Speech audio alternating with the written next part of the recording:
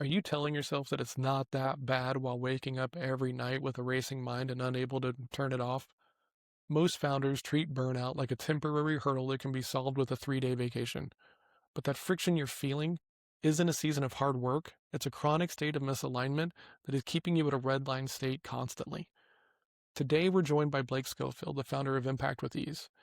And for the first part of a special two-part episode about founder burnout, we're going to be talking about the three questions, which is a very simple diagnostic that every founder can use to figure out if they're in a high growth season or on the verge of a total breakdown. The architecture of alignment, why 90% of your stress is actually solvable through wiring beliefs in your environment, and the not that bad trap, how high achievers use their resilience as a weapon against their own health. Here's the thing. If you're ignoring these whispers now, life will eventually turn them into a roar that brings the whole house down. You can't afford to white knuckle your way through a broken system. Watch part one to find the clarity you need before the choice is made for you, and be sure to hit subscribe so you don't miss out on part two. Welcome to another episode of Founders Growth. My name is John Hill, aka Small Mountain. I'm the founder of Adapted Growth, and today we have Blake Schofield on the show.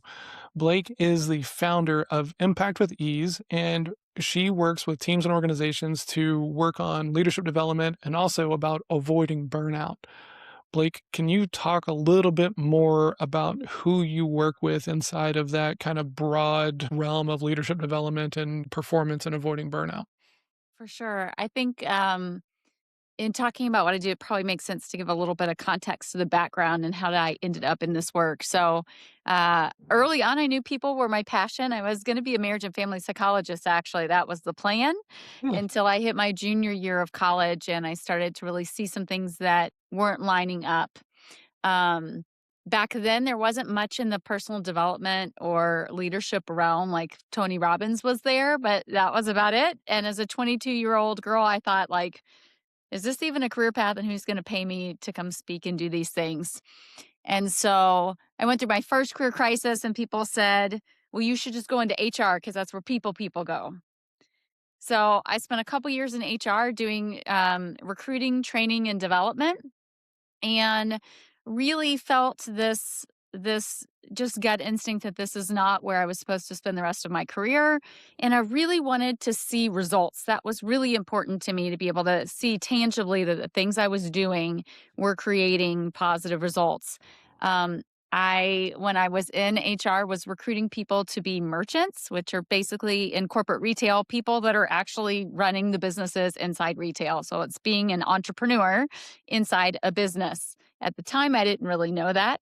But I ended up spending 16 years building, growing, and turning around 8 and 9 figure businesses inside many of the most prominent retailers out there.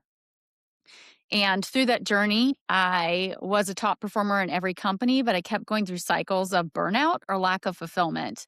And the biggest struggle I consistently had was, how can I continue to be ambitious and enjoy my job without having to sacrifice my life and my family to do so? And I kept hoping the next job or the next company or the next promotion would fix it. 9 years ago, I went through my third and final breakdown moment, and I just could not do it anymore. And that's when I moved into entrepreneurship, and my life radically changed for the better.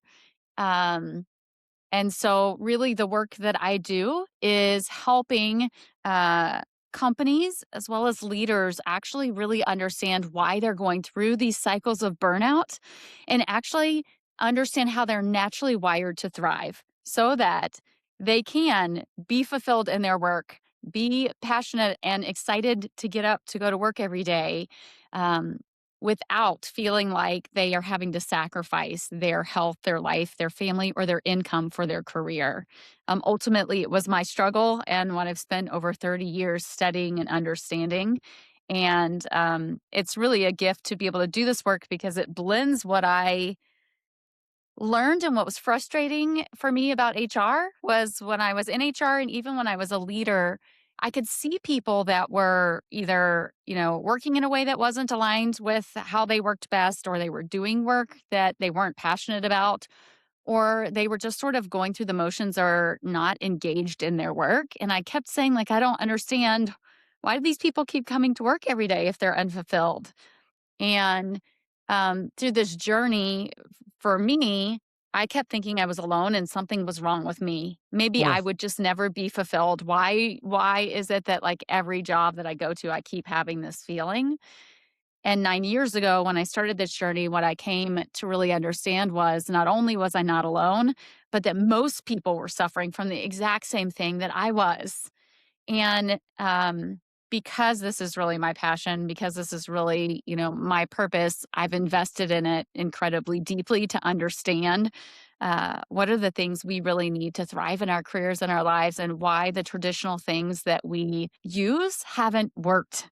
They're either too siloed or too surface level to really help people tap into what their natural passion is, the skills that actually give them energy, drive, and momentum, and how to do that without having, like I said, to sacrifice all these other parts of our lives. Epic. Okay. So, I have a lot of questions about your path specifically, but I have some other questions first. And I think burnout is one of those terms that everyone has a perception about it, right? And a lot of people probably have some avoidance about acknowledging to themselves that they're maybe in a dealing with some burnout. How does someone know if they're on the verge of burning out versus maybe they're just in a season of lots of goals, lots of productivity, and it's not the same? How can someone figure out if they're really on a path to burnout? John, that's such a good question. And to be honest, it took me years to actually understand that what I was experiencing were burnout cycles. Uh-huh. Because our perception of burnout is that burnout is comes after a sustained period of working too hard for too long. And the perception is if I just take a vacation or I just take a break, then I will be better. Here's what I know to be true now after having studied this very deeply for almost a decade.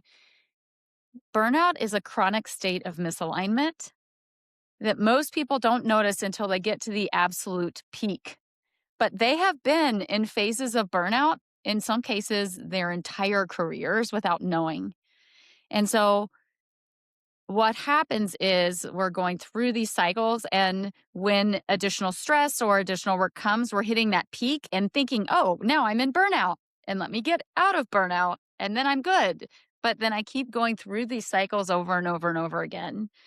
And so, what I came to realize is that most people going through that believe they just need to change jobs, they just need to take a vacation, they just need to put up boundaries in their career. Or if you're an entrepreneur, oh, um, maybe I just need to like start a new side of my business or something else, right? These tend to be the signs because we think it's external. But there's a pretty easy way to actually be able to start to look at what burnout is. And I ask these three simple questions. Number one, on a scale of 1 to 10, with one being not fulfilled at all, I'm literally dragging myself to work every single day. I'm just going through the motions because I need to make money.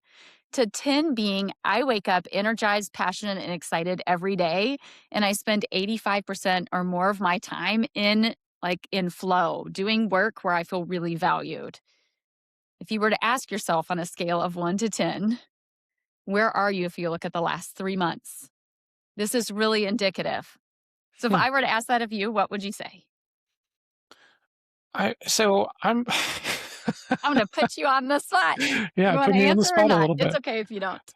Um, the the 85% flow, Mhm. I don't think I'm hitting that all the time, but when it comes to, getting out of bed in the morning, Yeah. feeling like I'm, causing change and everything else like that, like, I can have a bad day, wake up the next day and be ripping and roaring and ready to dive back into it and feel like it's not all woe is me and stuff like this. I used to struggle with that a lot more, right? I would take one isolated event and I would make that the ongoing reality, even though that might not be the case, And so part of this is I really love what I do, right? Arguably the hardest thing I've ever tried to like sell or work on, but I would have these kinds of conversations. I would geek out with people about their sales conversations and help them find improvement, even if there wasn't any money at stake, right? So from that aspect of it, I get to do a thing that very excited to do. Now, being an entrepreneur and running my own thing, there's inherent risk and stress that comes with it. And most of when I'm feeling a little bit down, it's not really about the work itself. It's about the connective tissue around the work and the way that I do it. Mhm. Okay.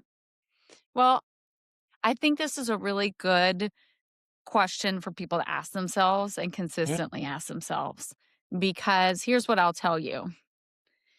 Most people have no idea how significant the opportunity is for them. So if I ask you on a scale of 1 to 10, what I hear you say is I'm not a 10, but I'm towards the top, right?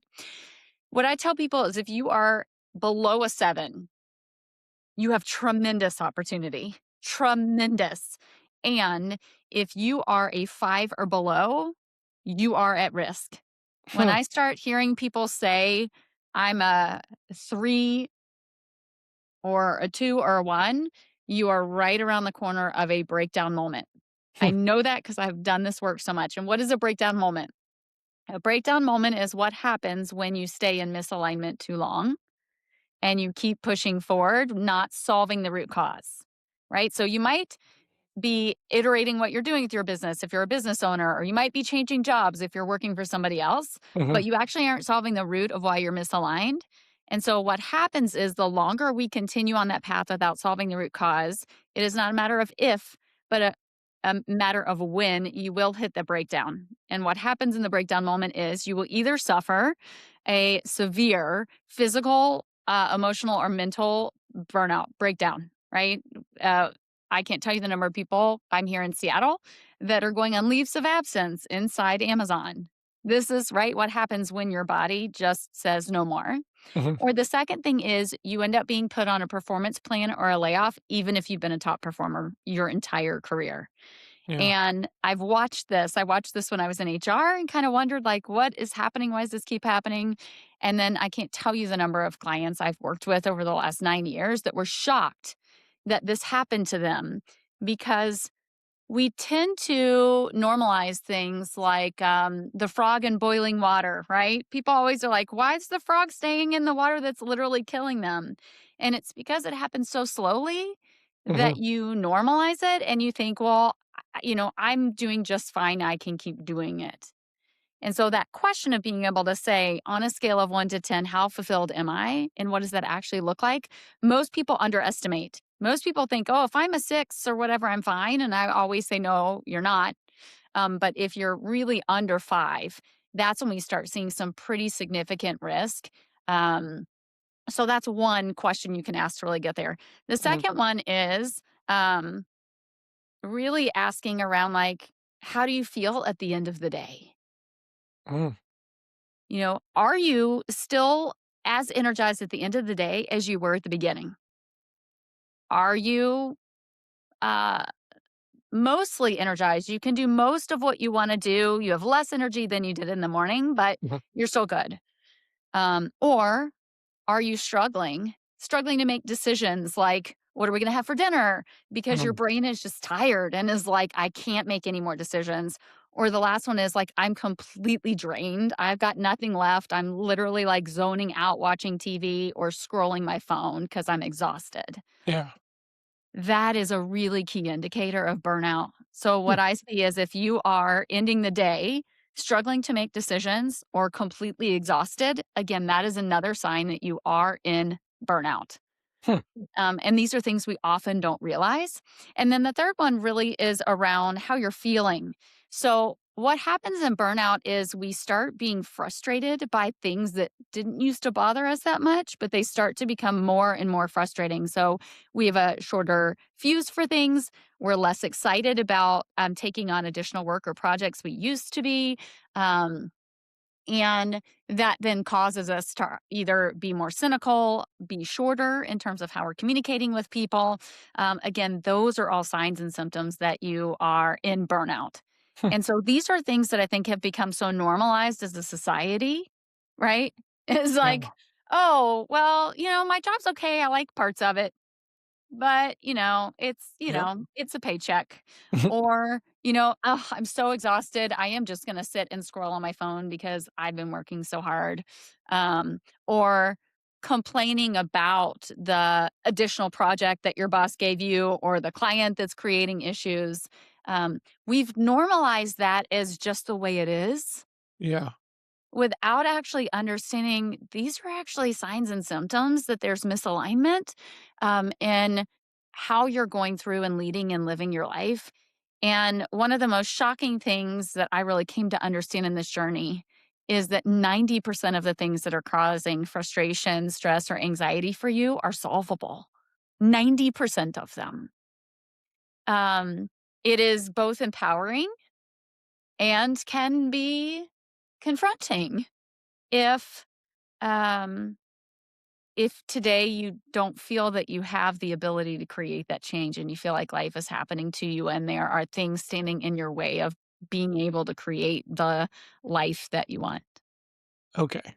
I I'm gonna get probably too deep for this show, but I have a question for you.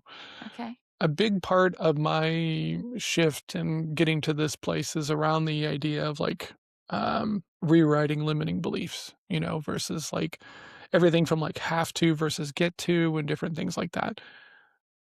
What is where does working on changing your limiting beliefs so that way you don't feel saddled with the work, you're excited about the work? How much of that is helpful versus just like calling it and admitting that you're not in the right lane for yourself? Like is one more helpful than the other? Is it just like this like you like, do people just kinda miss, like, the early stages of this, and then they hit some big, huge kind of event, and it kind of forces their clarity on this? Because I was in sales for 10 years and always kinda felt like the odd person out because I'm not really money motivated, and I don't need to win at other people's expenses and everything, and through working with a coach and looking at how I view the world and my personality and stuff, I was able to rewrite a lot of these things, and it's been the difference maker in me getting to here, but I don't wanna be the person who's like, "Well, you just have to work on your limiting beliefs and change how you feel about it," and stuff like this, because sometimes you just are not in the right role, not doing the right work and stuff. This is How does someone navigate those 2 goalposts? um this is such a good question. And if you'll let me, I might go a little bit down a rabbit hole. Please, I'll go Okay. make popcorn. Let's go. I'm very well because like, I talk to people and because and there's a lot of stuff about identity in this, right? Like, I know people that have been clinging to the entrepreneurial label, even though it doesn't validate them, it doesn't help them, it doesn't fulfill them, they're not finding success, but they're so wrapped up in the identity of being an entrepreneur that they're selling themselves that this is where what they should be doing when they could have a solid role inside of an organization working for someone else, right? So Yeah. I'm just kinda curious, how does someone navigate this? Yeah. Okay. So I'm going to try and hit this from a couple of levels that came to me, and then we'll see how it Epic. lands with you and see what questions come up. Cool. So, first and foremost, really the work that I do is helping people get in alignment. It's funny. This is the same work I was doing in corporate. So, like when I was in corporate, I was always the person put in businesses that were drastically underperforming or were stagnant. Mhm. So, and I would be able to come in and look at the business and really dive in and find out what was the gold in that business, what was in misalignment, what was happening in the market, and how you could reconfigure how the business was structured and working to really maximize it. And I definitely am a maximizer by nature. So I would take the business. So I took a business at Target that had not run a positive sales comp in 10 years. They were 6 months away from closing it down. And I was like, just let me try." We were down to, I think, a team of 3 people, because they had already like, the executives had already decided what they were replacing this business with, and was really able to come and see what was wrong with the business, where the opportunity was, realign it, and, we ran the first positive sales in a decade. We drove 750 basis points of profit over plan and came up with the strategy to relaunch the business and create a private label brand that was huge trajectory for the company. Hmm. That brand today is Ava and Viv inside Target Corporation. Whoa. That brand would not be there if I had not been gifted the opportunity to come in and the trust to turn that business around and the amazing partners that I had inside Target that took on extra work when we didn't have designers, that took on extra work from my passion to serve that client and to see that there was an opportunity. And so what I could see was not only could this be a great business today, but could be a huge growth vehicle for the organization and still is doing quite well for them. Mhm. And so, what I really believe in is being able to understand what alignment really looks like. Because in that case, right, it was understanding who is your customer and what do they really need. Mhm. The same is true of each one of us. And so what I've really come to understand is there's 3 areas that we have misalignment in our careers and our lives. The first one is we are not working how we are naturally wired to thrive. And when that happens, we experience 2 to 3 times less productivity, more stress, and less fulfillment. So I look at that really from 2 key metrics or 2 key ways. I use one assessment that is not proprietary, and it's the Colby system. The Colby Uh, system actually looks at um, how are you instinctively wired to take action and solve problems.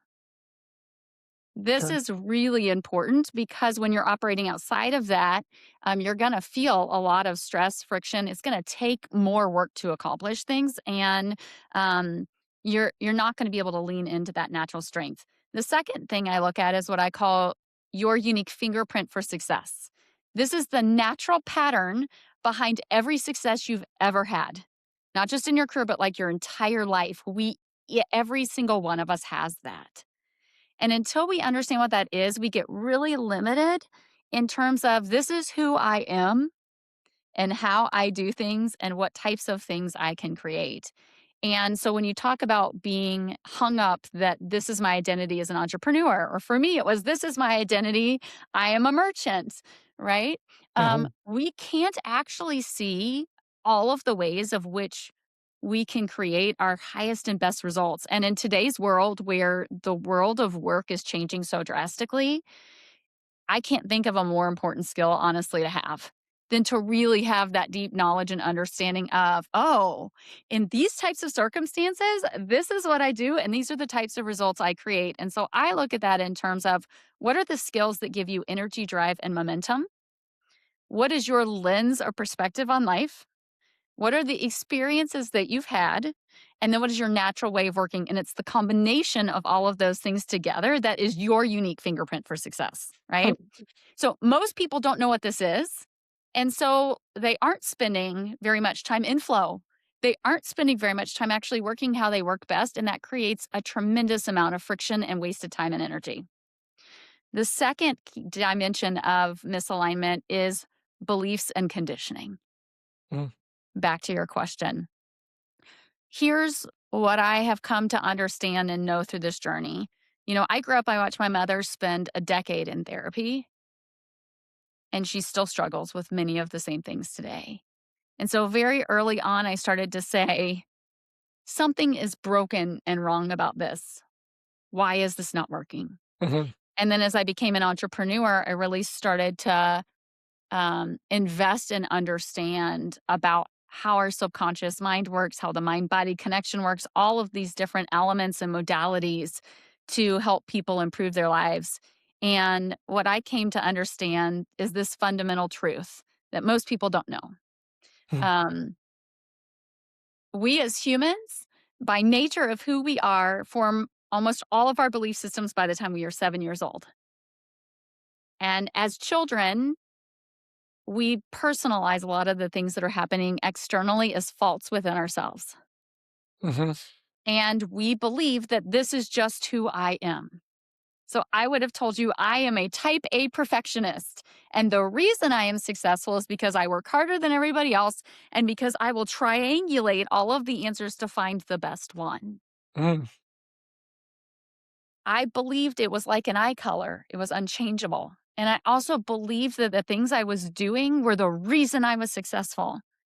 And I see so many people believe those things that keep them trapped because I wasn't successful because I overanalyzed and I was overworking. I was successful in spite of that. Mm, And so when you talk about beliefs and conditioning, um, what I really did was invest very, very deeply to learn from over 20 different coaches and consultants and modalities to be able to build a map to a much faster path to work through those. And what I would say to so many people is so much of what's being taught is affirmations, processes, and tools that are trying to override your subconscious and your nervous system, and they will never win. Your subconscious drives 95% of your decision making. It is so immediate, you don't even know. yep. Most people don't know the belief systems that they even have because we just, it's our view of the world. So we just believe it's true. Mhm. And so in my journey, I was very blessed by so many wonderful mentors and coaches who helped me learn and then ultimately build a methodology to understand how to uncover what those belief systems are, how to challenge whether they were true or not. And then when I found out they weren't true, how to replace them. Mm, And uh, that has fundamentally improved my life in ways I cannot possibly tell you in so many ways, um, that have removed so many of the things that kept me stuck. For example, so I always get this question like, well, what kind of belief are you yeah. talking about? One of the very first beliefs I worked on was my belief around change. 10 years ago, I was a mom of 3, highly successful in corporate, making more money than I had ever made, and I was more miserable than I could possibly tell you. I was working 14-hour days. Um, the last 6 months of my corporate job, uh, I lost 10 pounds because of the level of stress that I had. I couldn't sleep. I couldn't turn off my brain. I felt so much pressure and responsibility to support my family, and my body was literally shutting down. It couldn't do it anymore. Mm, Um, and part of that was my beliefs around change. So if somebody had asked me, change is blank, I would have answered change is painful, difficult, and takes a long time. And when you believe that, that that is the truth, then what happens? You yeah. will avoid change at all costs. Yeah. Because, well, gosh, it's gonna take me a long time, and it's gonna be horribly painful. I no, thank you, I'll just stay where I'm at. Mhm. And through the process, I actually had to come to understand what were the experiences that led me to believe that change was difficult, painful, and took a long time. And of course, just like many people that came from my childhood. My parents divorced when I was young. I had built actually a stable group of friends, and then my mom moved me. That move was extremely difficult. I was bullied. I never really felt like I had reestablished that sense of security and safety. And in all of those instances, I could look back and say, it really wasn't the change that was painful. It was what happened to me relationally that was very painful, Yeah. right? The loss of relationships and people I really cared about, but not feeling that sense of belonging. And so I could begin to say, oh, wait, maybe it wasn't actually that change was painful. It was the relationships and what happened with regard to that and feeling a sense of lack of control. And then Mhm. I could also look and say, have there been changes that I've made that have been good? And I could see, like, oh, I'm changing stuff in business all the time, and these are great Yeah. things. And so I could start to see the dichotomy of, well, change isn't always difficult, Yeah. painful, or takes a long time. It's only been that way in these scenarios. And then can I then begin to understand how those scenarios I could approach that differently now that I have control and agency and the ability to do things differently now. And so as I started to be able to unpack that and be able to shift that, once I could be open to the fact that change actually could be fast, change actually could be positive. Mhm. Um, change actually could be the path to getting everything that I wanted.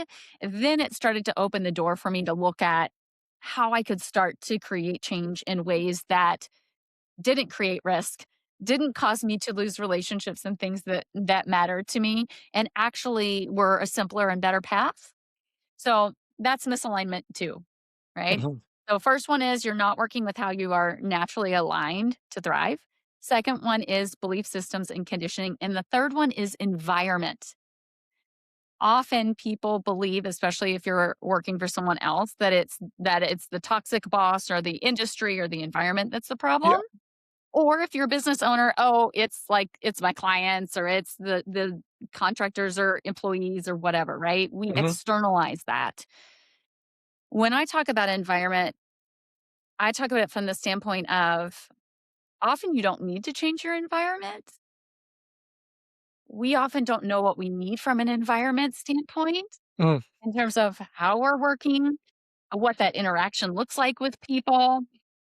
Um, those things actually matter quite a lot in terms of people being able to operate in flow, people really enjoying their work, um, feeling valued in what you're doing. And when we don't know those things about ourselves, we can't orchestrate those changes or those relationships or those environments that are best for us.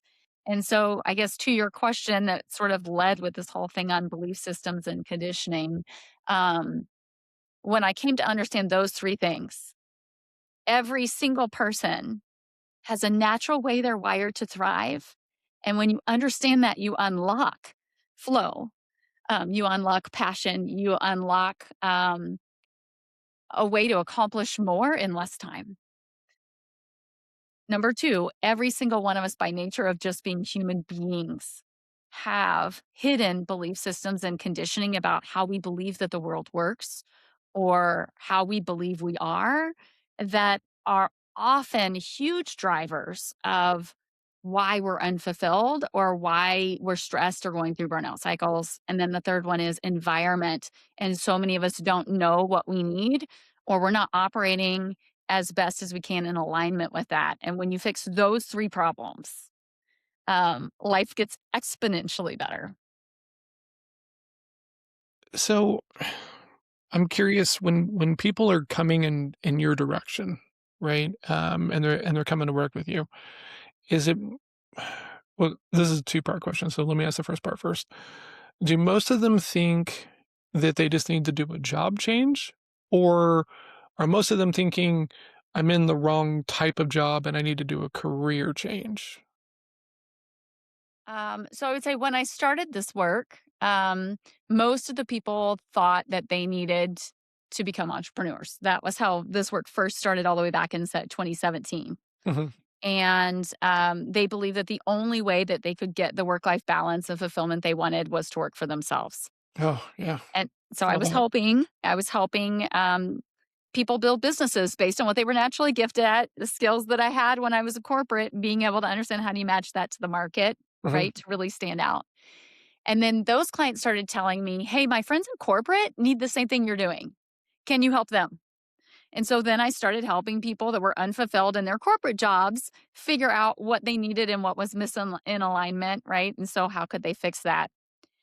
And then the business expanded and I really had 3 paths. Oh, I want to Mm. become an entrepreneur. Oh, I want to do a career or an industry or a job change, or I don't know.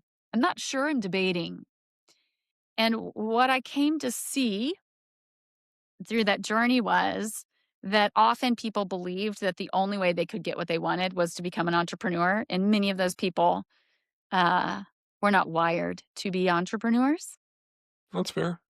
Yeah. I also came to see that a lot of people believed that they needed to change their job or their industry or, go somewhere else, and that they were continuing to make these changes just like I had. I worked at 5 different companies across 18 years, believing that the next job would solve their problem, and it never did because they kept not solving the root cause. And Mhm. so as I went through this work, it like I said, it became really evident to me like, oh, everyone's going through the same cycle and they're not solving it. And then I expanded and I started working with business owners.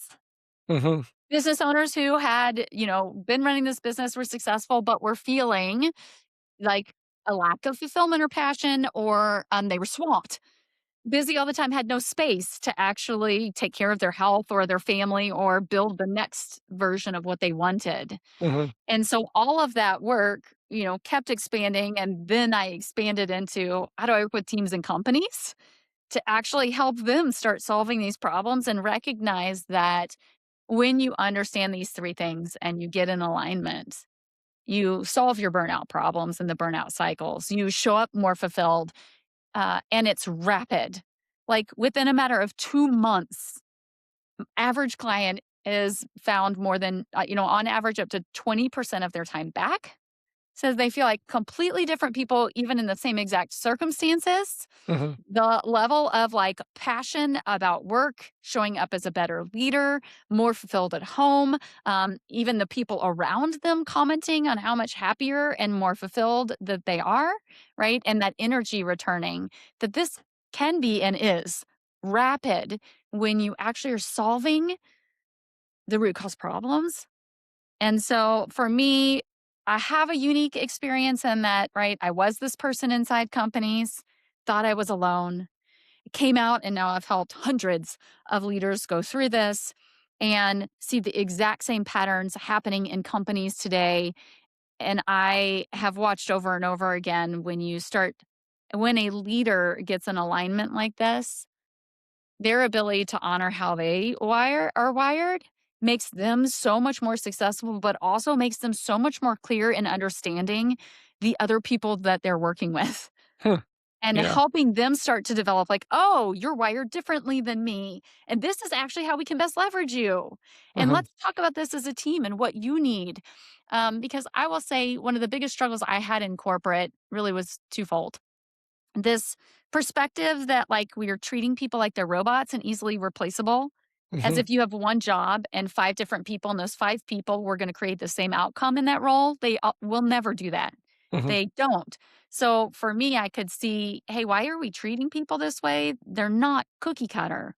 And the second thing was leaders who, because of their lack of leadership development, because of their own belief systems and conditioning and wanting to show up as great leaders, but feeling worried that somebody might find out they're not as good as they think that they are, Mhm. right? Mhm. That they have to drive all these results. That often leaders were trying to force people to work or solve problems exactly how they would. Yep. And so what they were doing was creating an environment where creativity was stifled, people felt micromanaged. Greater solutions and opportunities were never really being surfaced or solved because the team underneath them didn't feel empowered and didn't have the space or skills or ability to operate how they operated best. Hmm. And so, one of the things I really love about the work that we do at Impact with Ease is it's personalized, but it's personalized at scale, right? Almost everything that you look at from personality tests and all of these traditional metrics we either use as hiring managers or as founders or inside companies, they put people in a box, Mhm. right? Um, and usually it's like, what do I do with this box? Like, oh, great. I've learned that I'm a, ENTJ. Uh, how does that impact how I show up and work? Yep. Um, And so, because we've been doing that, we actually haven't been tapping into and helping people optimize who they are and what actually gives them energy and the results they create at their highest impact, because there hasn't been an ability to get to that depth at the same level of speed. Um, and I've spent over 400 hours and 9 years developing, optimizing, and systematizing this, that it is done rapid. It is done at, a scalable standpoint, but it gives people that deeper understanding of themselves, that many of my clients, 10, 15, 20, 25 years in their career still had not uncovered about themselves, Mhm. that really enables them to show up, and um, it sort of unlocks that growth without the sacrifice. unlocks the growth without the sacrifice. That's a nugget, right? Then, like, in and of itself, because yeah, sometimes when I'm talking to people, I kinda get this sense that they're selling themselves on this path that they're on, whether internal, external, or whatever it is, you know? But I like the idea that it's not a, you know, no one's meant to be a martyr for work kinda thing. Um I think that so many of us were taught that, and the reality is with how fast the pace of work and the world is shifting, we can't continue to operate at that point. That's why we see, right, 8 out of 10 people are at risk of burnout, anxiety levels higher than at the peak of COVID. And there's so much stress right now that people feel like they need to know everything that's happening about AI and everything that's changing and keep up with it all. And literally, our bodies are not built to sustain that. Mhm, And so, um, a huge part of my passion is to help people realize that we've been conditioned to believe, and that's part of why I got trapped for so long. I was conditioned to believe that the sacrifices I made for my career were necessary because that's what it looks like when you have this type of career or this type of impact, that you have to sacrifice those things. There is no oh, other yeah. way. And I've 1,000% been able to prove that that's not true, not only for myself, but so many clients. Um, you know, when I built this business, you and I talked yesterday, so Mhm, people kind of don't know the background, but I started my business um, really during when my kids were at work because I wanted to be able to drop them off and pick them up. I wanted to be involved in all the things. So I built a business online and it ended up actually being two businesses by 2022. I was working 15 hours a week on these businesses and making nearly $500,000 a year in top line sales. And wait, for me, I would have never thought in a million years that would have been possible. Now, of course, my business today is different, I have more of an ability, especially with the work I do with companies, to operate differently, to be able to go and do things that I wasn't doing at the time when I was really constraining that business to support my kids and what I wanted. mhm, But so many people believe that what I did isn't possible, but yeah, it is. And it was possible because I really came to understand what is the natural pattern behind my success? How interesting. can I optimize how I work best? How do I create a business that's in alignment with my highest value and how I like to work, and in a way that creates the outcome that I want? And I think the biggest thing I see for so many people is they believe it's not possible for them. That was me a decade ago. When I left corporate, I left over a $200,000 salary, which means I was in the top 5% of income earners for women. Mhm, And I believed that I had to sacrifice the money in order to do more fulfilling work. And as the time I called it, a more sane life. I was oh, willing to sacrifice because I just couldn't do it anymore.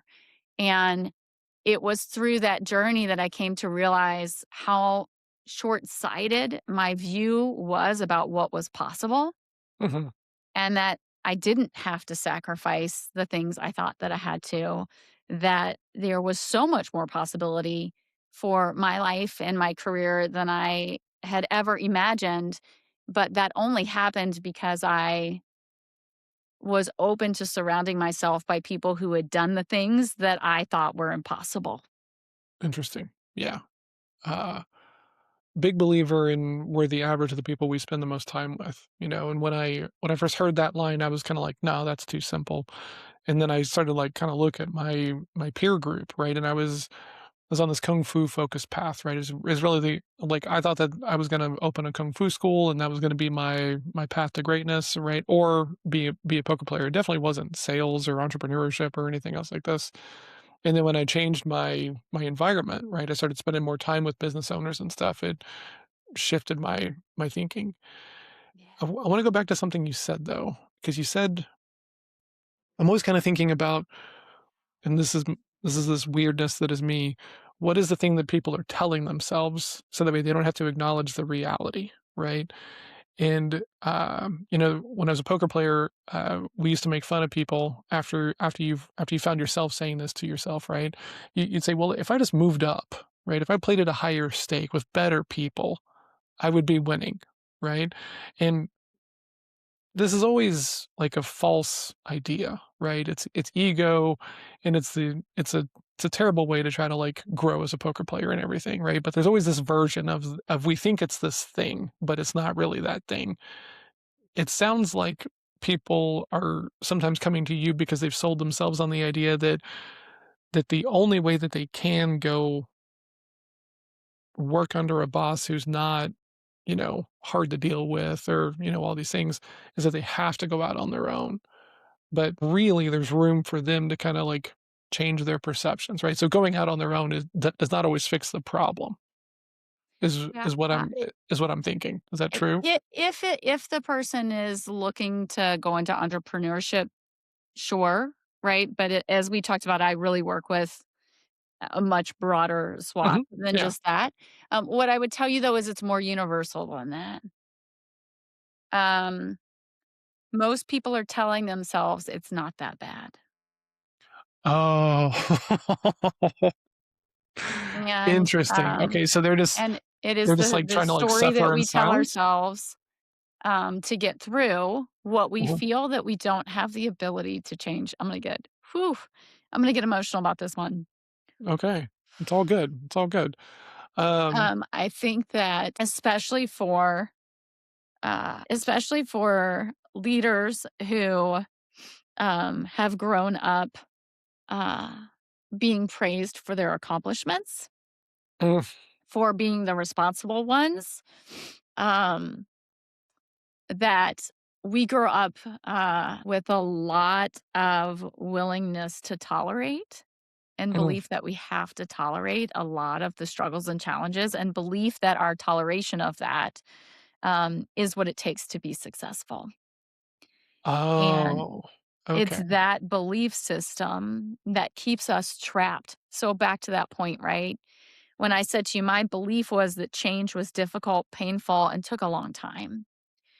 When you are used to tolerating and having to work so hard, Mhm, you don't see the inherent risk of continuing to do what you're doing. mm, And so the way you get through it is to tell yourself it's not that bad. yeah. But the reality is, in the moments late at night, when you replay how your night went and the frustrations you had, when you wake up in the middle of the night with the mind that won't shut off of all the things, Mhm, when those moments come when you say, I can't do this anymore, that is the moment to stop and recognize that is your inner compass telling you the truth and working for your advantage.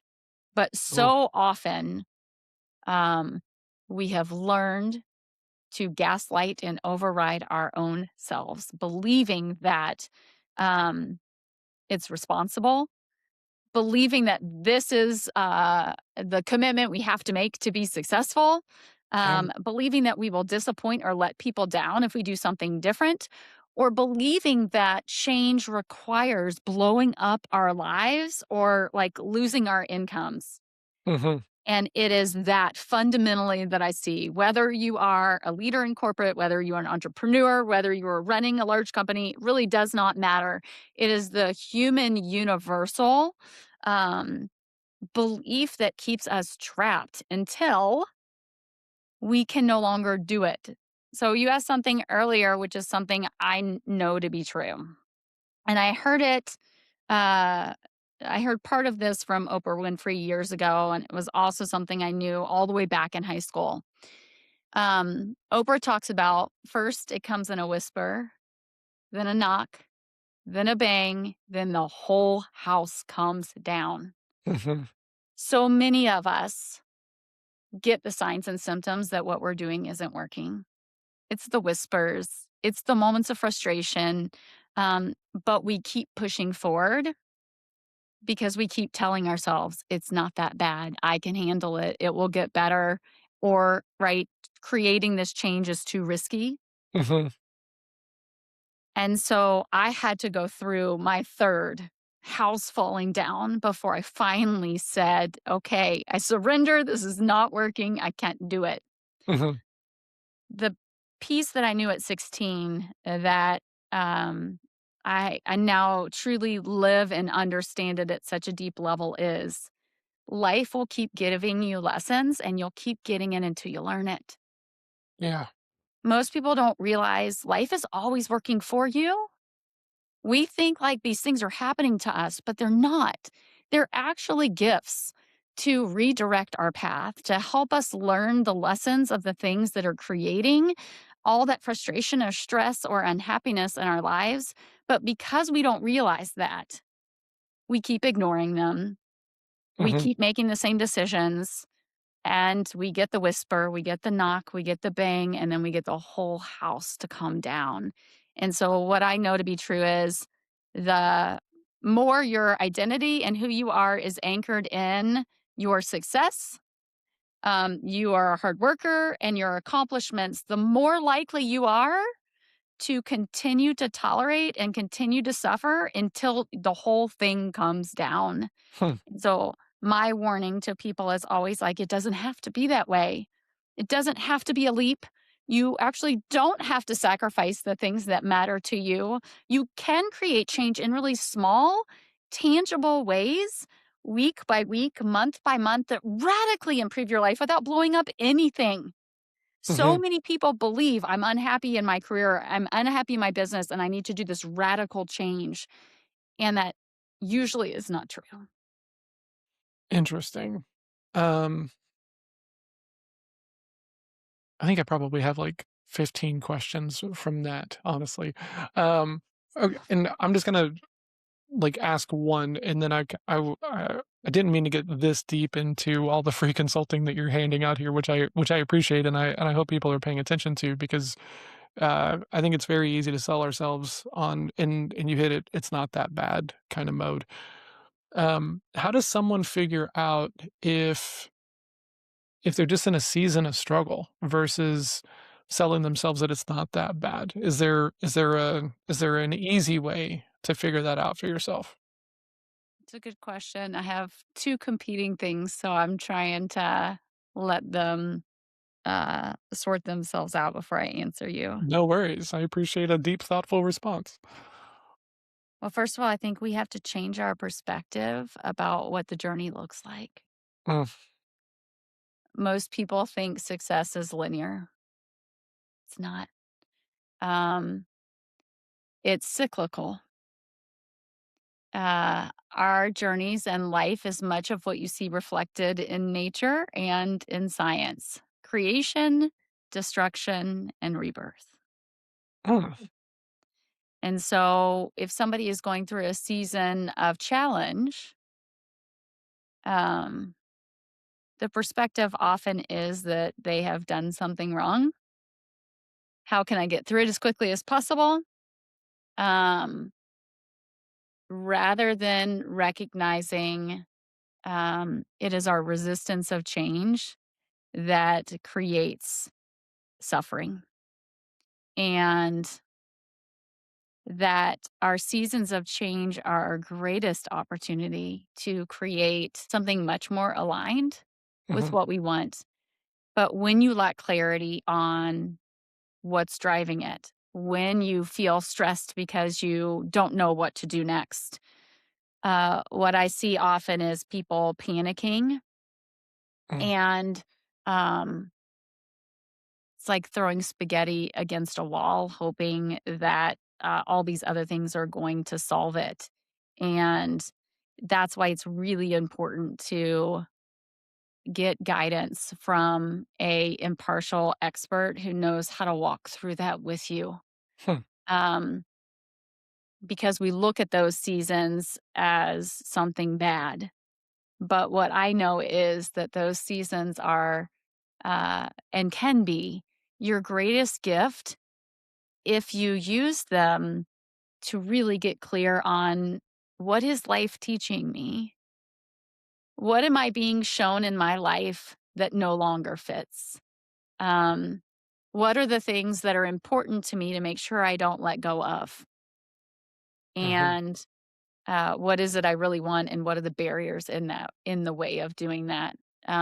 You and I talked yesterday a little bit about the internet and marketing industry, Oh, yeah. and one of the things I shared with you is that my perspective is that there's a huge swath of different skill sets and different levels of expertise, and we all have to start somewhere. But I believe it's so important to have integrity in who you are and how you help people and where your greatest skills align. I think so often we have people that are wanting to be the jack of all trades. And sure, I'll do this and I help people do all these things. And it's actually a disservice to so many people because when we lack clarity on our careers and our lives and we know something is not right, these are huge trajectory moments in our lives. And I think often, I know for me personally, when I first started this journey, and what I see for so many other people is number one, we're going to friends or family to solve those problems. And to be Oh, honest, they often are the worst people to ask those things from because they are not impartial. yeah. They have a lot of their own biases and perspectives that are often keeping the person stuck. Yep. Um, and they don't mean to, but they project their fears on you, they project their opinions, and it can create sort of this, horrible emotional churn, Mhm. right? And then the second thing is we are going to people who maybe say they help, with clarity or career path, but those people really don't have a depth of knowledge or experience. They're using like cookie cutter tools and these types of things. Oh, yeah. And um, and they're trying to put somebody through a process that might actually be completely wrong for who that person is and what they need. And, I really just I think it's so critical to find somebody who has that expertise, somebody who is impartial, and somebody who can help you learn how to trust yourself, Mm, and understand what is right for you. Because so much misalignment happens because we believe, oh, this person's been successful. I just need to do the thing they did, yep. and then that will make me happy or that will create the result I want. And I saw very quickly in my very first program I invested as an entrepreneur how many people created businesses based on what they thought the business had to look like, either because of their past experience that they brought with them or because of the mentor that said, "This is how you do things." That Mhm. was creating so much emotional turmoil and hesitance and procrastination, and they were blaming themselves for all of that when what they were really experiencing was, "This is not for me. This is Yeah. not the right path for me." And so I see that happen so often for people when you don't really understand who you are, how you're naturally wired to thrive. Yeah. You don't know what you need, that it's so easy to get off track because we think that somebody else has the answer. And what we really need to do is to be able to understand how do we uncover those answers for ourselves. Oh, I love that because, like, that's what I was struggling with for a while, and the way that I think about it is, like, that's still looking for silver bullets, like, I just want the one way of selling or the one way of running the business so that way everything kinda goes according to plan, and, there's a lot of depth, and uh, I'm really glad that I got to do all of this work 'cause, I got coachable and I worked with a coach for a very long time and then started doing, other coaches, trying to just find any improvement that I possibly could.